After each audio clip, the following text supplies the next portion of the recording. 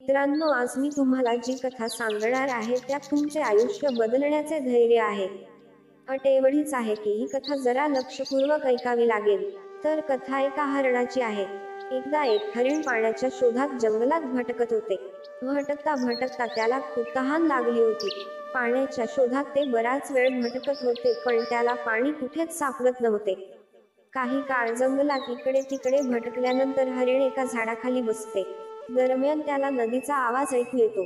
आवाज आल्यावर हरिण झाडाखालून उठते आणि पाण्याच्या आवाजाच्या दिशेने लगेच निघते. त्याला समोर एक मोठी नदी दिसते. त्यामुळे हरिणीला ती नदी पाहताच जणू तिला दुहेरी आयुष्य मिळाल्यासारखे खूप आनंदी होते. नाही म्हणता ते लगेच त्या नदीकडे धावते आणि पाणी पिण्यासाठी नदीत डोके टेकवताच त्याची नजर उजवीकडे पडते. त्याने उजवीकडे पाहिल्यावर त्याला एक शिकारी दिसतो. हातात बाण घेऊन तो निशाणा धरून उभा राहिलेला असतो. मग हरिण डावीकडे पाहताच त्याला झुडपांच्या मागे सिंह दिसतो. त्याने मनात विचार केला की आता आपले काहीच उरले नाही. मग हरणाने स्वतःच्या मागे वळून पाहिले आणि त्याला एक प्रचंड आग दिसली जी हळूहळू त्याच्याकडे येत होती. आता हरिणाला कुठे जावे, काय करावे काहीच समजत नव्हते. तेव्हा समोर एक खोल आणि लांब रुंद नदी होती आणि मागे आग होती. चारही रस्ते बंद झाले होते. सर्व बाजूंनी संकटे आली होती. आता हरिण विचार करू लागले आणि तिला वाटते की मला सर्व बाजूंनी मरण तर आहे, मग मी माझे काम करून का मरू नये?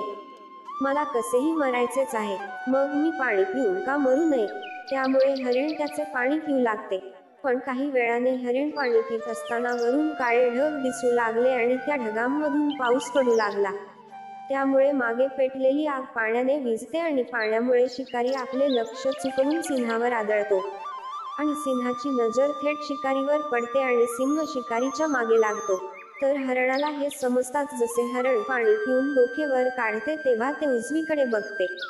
त्याला शिकारी कुठेच दिसत नाही. ते डावीकडे पाहते आणि त्याला सिंहही दिसत नाही.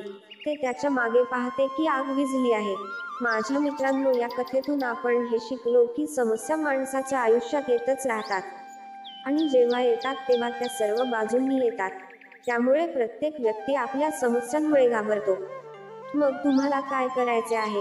अशा परिस्थितीत तुम्हाला घाबरण्याची गरज नाही. 2 मिनिटे शांतपणे विचार करा. हरणाकडेही अनेक पर्याय होते.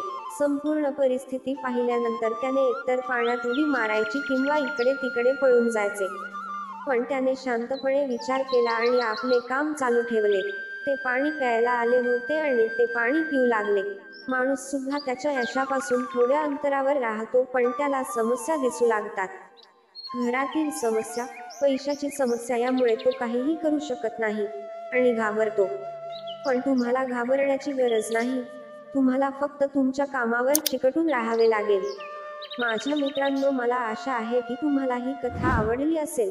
म्हणून हे जग काय म्हणेल याचा विचार करू नका. जर तुम्ही ते केले तर एक दिवस हे जग तुम्हाला पाहिल.